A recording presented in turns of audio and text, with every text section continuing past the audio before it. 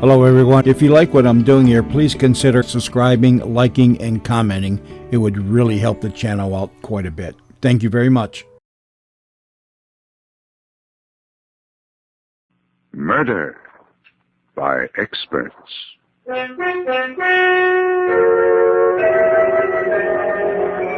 Mutual Broadcasting System presents Murder by Experts with your host and narrator, Mr. John Dixon Carr, world-famous mystery novelist and author of the recently published bestseller, The Life of Sir Arthur Conan Doyle. This is John Dixon Carr. Each week at this time, Murder by Experts brings you a story of crime and mystery which has been chosen for your approval by one of the world's leading detective writers. This time, our guest expert is the noted mystery novelist, Kelly Roos. From the innumerable thrillers he has read and enjoyed, Mr. Roos has chosen a story by Robert Foster. To quote Mr. Roos, the story is a fascinating study of an ambitious and corrupt man venturing into the unknown and being caught in a whirlpool of violence and death. And now we present Carl Weber in Two Coffins to Fill.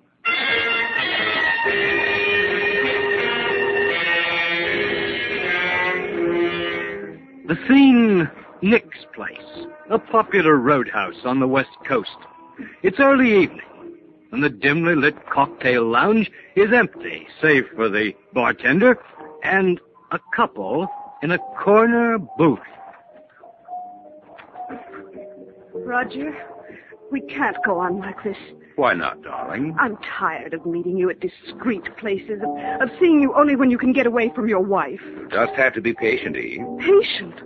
It's already a year. How long do you think I'll go on waiting for you? What would you have me do? Leave her. Forget about the money. We can get along. On what? Oh, no, Eve.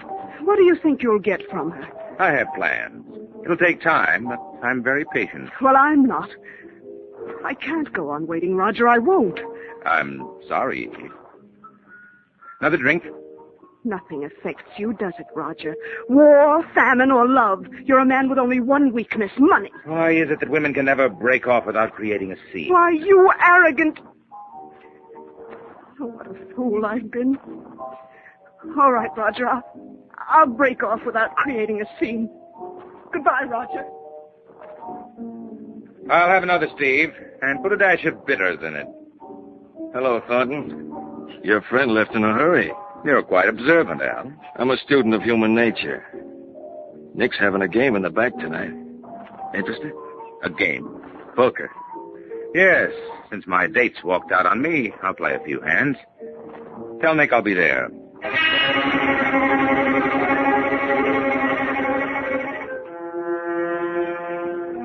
It's amazing how one small weakness can disrupt an otherwise orderly and well-thought-out plan. My wife, Frida's first husband, left her with a manufacturing plant and holdings amounting to something like $4 million. That's a comfortable sum of money, and I'm a man who likes comfort, or I wouldn't have married Frida. She was 40 and tired, and no bargain special in the marriage market. But I had plans that didn't include murder. Not then. I was a patient man. Patient until a weakness occurred, and I spent the night playing cards in a back room at Nick's place. That night cost me $30,000, all on my signature. Perhaps that's why Nick's gun-happy friend Al was so insistent a couple of weeks later. I was sitting at the bar in Nick's. Thornton. Yes? You busy? That depends. Nick wants to see you in his office. Wants to see me about what? I didn't ask him. Well, tell him I'll drop back after I finish this drink. Make it now. What? I said now, Thornton. All right. All right, let's have it your way.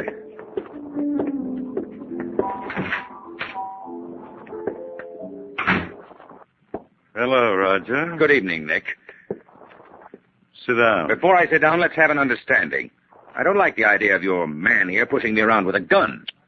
A gun. I kept it covered, Nick. And we don't want any trouble, Al. Nobody's seen me. Don't mind Al, Roger. He takes his work seriously. Perhaps someone will take him seriously someday. Al's a good boy. For a price. Right, Al? That's right. I'm not interested in the merits of your bodyguard. Sit down, Roger. You're getting red in the face. Al, mix us a drink, will you? Sure, Nick. Coming up. Roger, what about that 30 grand you owe me? I'll pay you when I get it. That's a poor bet, Roger. I've been checking on you. What do you mean, checking on me? You're a punk. That wife of yours has got all the dough. You haven't got a dime. My personal affairs don't concern you, Nick. I'm a right guy. I've never given a right guy a bum break yet. About that, Al. That's right. I'm a gambler, Roger. When I lose, I pay off. When I win, I aim to collect. Now, before you start laying down the law, Nick, that happens to be an uncollectible debt. Yeah, I got a lawyer, too. When you say uncollectible, Roger, you want to figure all the angles. What angles? Al, what do you figure this guy's worth? About 30 grand. Which way? Either way. What are you talking about? What do you mean, either way? Tell him, Al. Sitting up or lying down? Now, see here, Nick. I can see, Roger. And I want you to see me tomorrow. With 30 grand. I said I'd pay you. Tomorrow. I don't know if I can get it that soon. I don't like punks like you, Roger. You're crummy. With all that dough you're tied up to, you're still crummy. I'll do the best I can. When I said tomorrow, Roger, I wasn't kidding. Was I, Al? You sure wasn't, Nick. I didn't like Nick calling me crummy. Whatever I wasn't Nick's kind of tramp. I was furious with myself for becoming so stupidly involved with him in that card game. And Frida had me tied down as if I were a child, making me account for every nickel. If I'd had her then, I could have killed her. I'd have to have a talk with Frida. When I got home, she was in the library. You're late, Roger. I stopped for a drink. Don't you have your cocktails here at home? You said you were going to the doctor's. I did go. Well, I thought you'd be late. And not this late. Is this going to be another session, Frida? No, it's not going to be another session. Roger, we're growing apart, aren't we? Oh, for heaven's Now, sake. please, Roger. You'd stop treating me like a child. Do you know what someone called me today? Do you, Frida? No. Crummy. He called me crummy because I'm tied to your apron. Oh, now, How do you think I felt? Vice president. I signed my name to half a dozen letters, and that makes me a vice president. Oh, I'm sick of it. I'm sorry. You're sorry. Did you marry me so you could push a button and have me come running? Now, don't be absurd, Roger. Why am I? Put yourself in my place. I have put myself in your place. Tonight, while I was waiting for you. What do you mean, Frida? Well, I thought it'd be nice if we could spend the weekend at the lodge. The mountain. Yes, Roger. Why? Oh, we could talk things over. Oh, why can't we talk it over now? A weekend vacation together would be nice. No, then you didn't have anything to talk over. It's only a ruse to get me up to the lodge. No, it wasn't a ruse. You've been wanting to handle the advertising for the plant. I wanted to surprise you. You mean you're turning the advertising over to me? Yes. I'll control the whole department, everything? Everything. Why, that's wonderful, darling. Of course it's a surprise, a charming surprise. Does it make you happy, Roger? Of course it does. Now I have something to do, or something I can sink my teeth into. Then will you go up to the lodge for the weekend? Well, why don't you run up by yourself this time, Frida? You need the rest, and I have something important to tend to. I wanted you to go. Of course you did, dear. But next time, Frida. Next time. I promise you.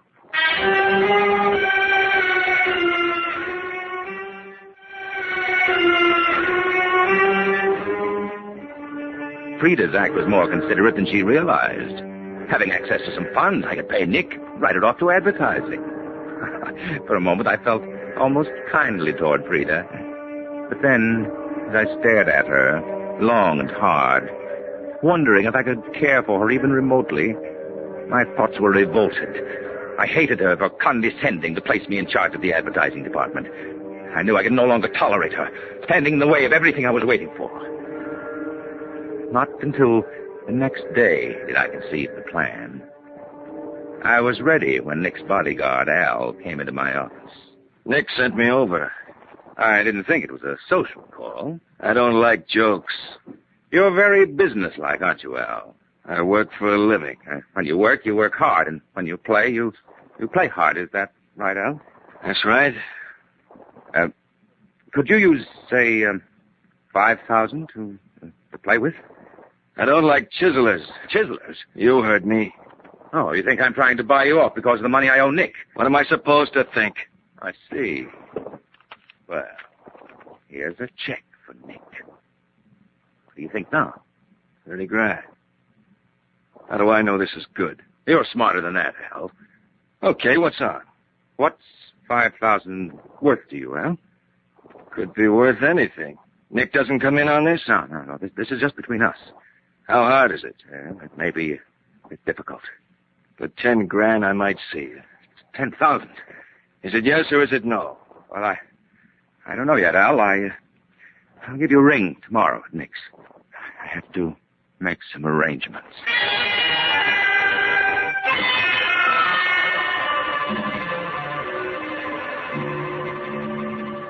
Rita? Yes, Roger? Are you still planning to go to the mountains for the weekend? No, not without you. Well, I've been thinking, you do need a rest, you know. Oh, I can rest just as well right here. Yes, I realize that, but, well, I thought I might come up to the lodge with you.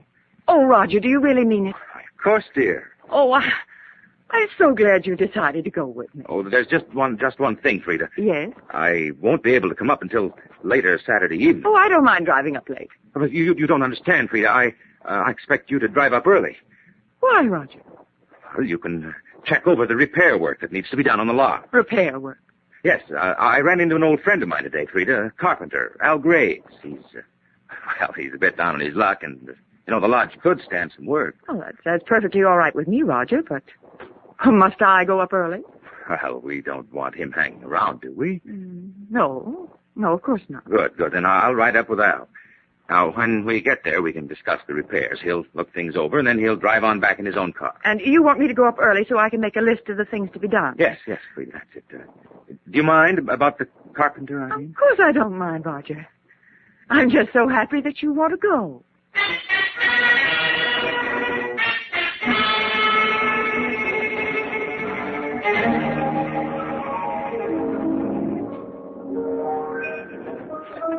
Thanks for the drink, Taunton. You haven't answered my question, Al. I'm thinking. Thinking what? Murder's quite a rap. And your proposition? If you want to forget it. I didn't say that. Then you'll do it? When's the payoff? 1,000 now. 9,000 Saturday night. You want it done about 9 o'clock? Just so it happens before I get there. And I get a ride back with you. Yes. Maybe you try to pull something like the cops. I couldn't risk bringing the police in. You're smart enough to know that. Smarter than you think, Thornton. All right, now it has to look like a struggle and a robbery. Leave that to me. Is everything okay with her wife for me to ride her up there? It will be. Saturday morning.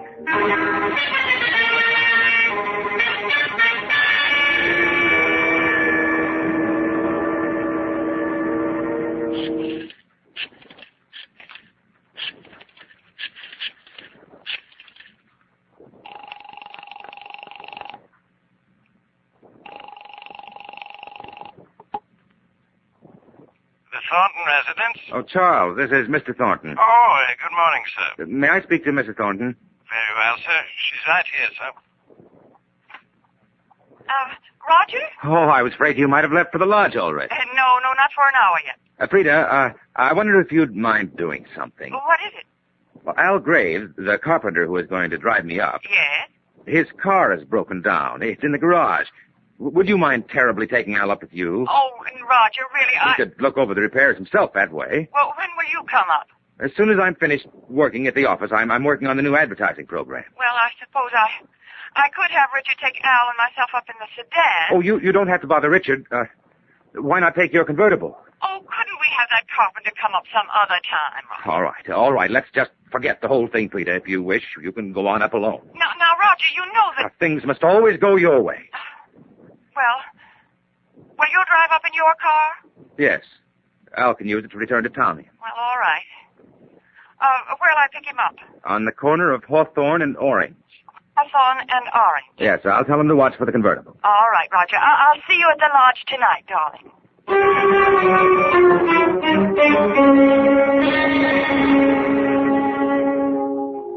Things for the past few days had moved so amazingly fast and remarkably well that I had little time to reflect upon my emotions.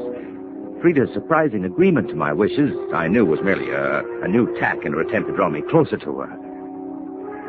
And yet, as I drove through the lane to the lodge in the evening, I had an unaccountable fear. The wind whined through the trees, and the eerie sound disturbed me. I parked the car and sat for a few moments watching the lights in the lodge. It was 10 o'clock. Al should have been finished long ago. I got out of the car, walked to the veranda, and opened the door. You finally got here. Yes. Well, how does it look? You satisfied? I said to make it look like a struggle. Don't it? I guess it's all right. Have you got the dough? Where is she? In the bedroom. Go in, take a look. Turn on the light. No, I can see. Satisfied, Thornton? She's partly under the bed. Yeah, she got scared. She tried to hide. I had to follow her. Shut the door. I said shut the door. You're a funny guy. Why? You figure all this out and can't stomach your own stuff. Let's sit down and have a drink. Huh? Sure. You got the dough? Yes, sure. There should be some glasses here. On that shelf. Yes, I see. I'll fix the drinks. When I get that drink, we're gonna blow. Where's your car? Garage? Want to see it? No. Here you are. You need it worse than I do, Thornton. Where'll you go from here, Al? A trip, maybe. Well, you have nothing to worry about from me. That I know, Thornton. How was it done? Gun? Did you leave it? I'll get rid of it. Well, here's to you, Al. Yeah. All right, Thornton. Now let's have the dough. Certainly. I've got it right here. I've been thinking about you, Thornton. I think Nick's right. You're crummy. Oh, now, you shouldn't feel that way, Al. If I had to do it over... You won't. Say, I'm sick. What'd you put in that drink? Why, nothing, Al. You double-crossing, I'll kill you, Al. Will you, Al?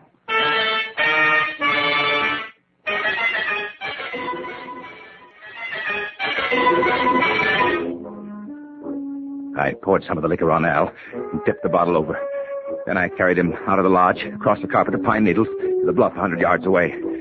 I placed one of Frida's expensive bracelets in his pocket, along with some money and articles of lesser value. I dropped him over the bluff. Heard his body strike the rocky stream bed 300 feet below. I went quickly to my car and drove away. I drove rapidly for an hour till I passed an all-night diner. I wheeled the car around on the highway, pointing it back in the direction I'd come. Then I ran the car into a ditch hard. The front fender crumpled against the wheel and the tire blew out. I couldn't have wished anything better. This was it, my alibi. I walked a mile up the road to the diner. As I opened the door, a car pulled up. When I entered the cafe, a girl got out of the car and followed me in. Where'll it be, folks? Coffee, please. And you, mister? Coffee. Say, is there a tow truck around? Tow truck? I blew out a tire and went into the ditch about a mile down the road. And Jim Parson has a tow truck. And him and the missus went into L.A. Won't be back till Monday. Here you are, miss. Monday. Wreck your car bad? Smashed the wheel. I don't have a spare. Oh, that's too bad. Going far? My lodge, about 50 miles up. The Thornton place. Roger Thornton. My wife's there. But I'm sure she's all right. You don't stand much of a chance of getting a ride going that way this time of night. I suppose not. If you use a phone there, reverse the charges. No, the phone's disconnected up at the lodge. You might be able to hitch to L.A. Once in a while, there's a car going that way. That's an idea. Anything else for you, miss? No, thanks. How much? 10 cents. Thank you. Good night. Good night. I reckon the young lady didn't want a passenger. So it seems. Say, I think I will use your phone. Help yourself.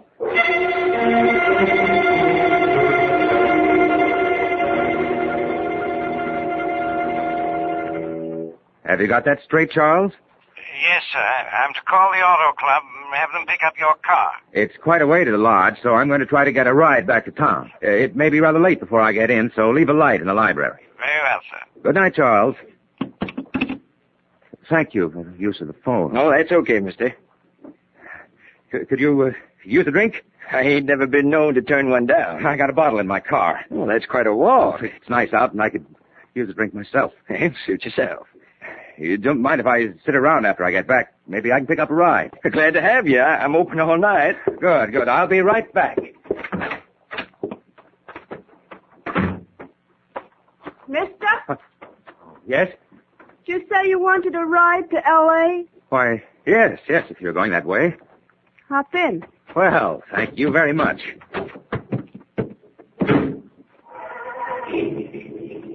I would have asked you in there, but I didn't want to give the counterman the wrong idea, Mr. Thornton. How did you know my name? You told the counterman. Oh, of course. I was just going to get a bottle out of my car. I already got it. You got it? Sure. Nice car, thirsty girl. I had a hunch. How long were you with the car? Long enough to find the bottle and see your name on the steering post. I thought you heard me tell the counterman. I did. So then I knew you was a gentleman. Mr. Thornton. Yes? Why'd you turn your car around and run it into that ditch? What? I know all about you, Mr. Thornton. Who are you? What's your name? Stella. Ella what? Just Stella. Look out! You nearly turned us over. Either stop this car and let me drive, or... Or what, Mr. Thornton? Stop this car. When we get to Nick's. You say... Nick's? I'm Al's girlfriend. No. Didn't you think Al could have a girlfriend? Why did you pick me up? What do you want? I want that $9,000. Do you think I carry that kind of money around? And did you think Al was stupid enough not to have somebody cover him at the lodge? You were there? You saw? Yes, I was there. And I saw. You're a very brave girl, Della. Threatening me. I don't scare easy. I know you're kind. You? This is a gun, Mr. Thornton. I'm not afraid to use it. You're a very stupid child. If you try anything, I'll wreck this car. What's that, Turk? I'll take it. Now, stop that car or I'll kill you. No, you won't. I'll hold that wheel. Let go. Let go of me. Let go. There's nothing right here. Get out of the car. Get out. I'm willing to talk to you. Get out. My arm. Now, down this ravine. I was only kidding you. I wanted to scare you. I was... My only witness. Please, let me tell you. Let me talk to you. This will do. Wait. You've got to let me explain it.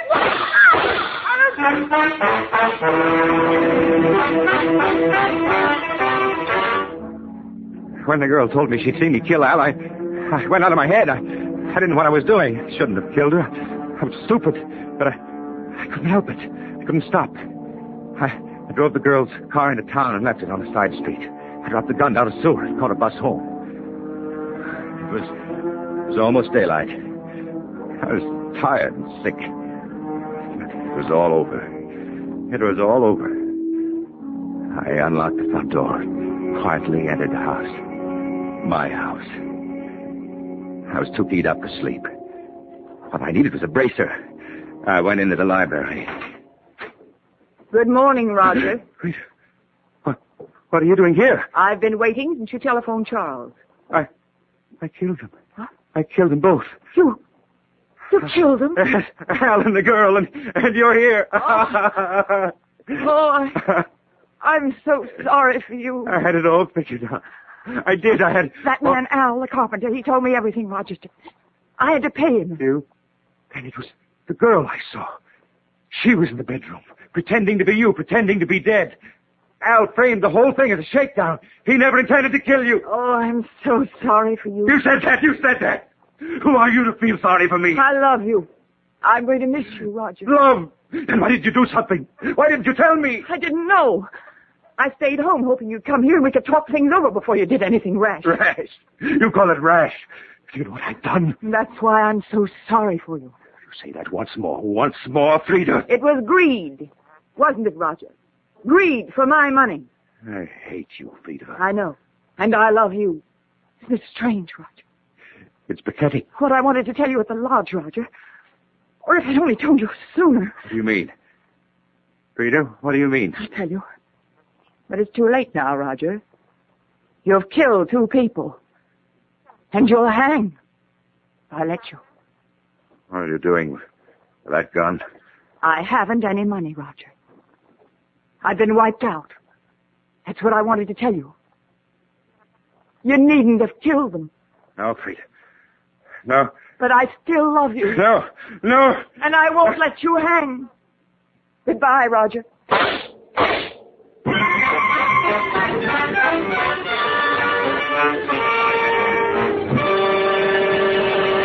And so the curtain falls on 2 coffins to fill, which was chosen by guest expert Kelly Roos.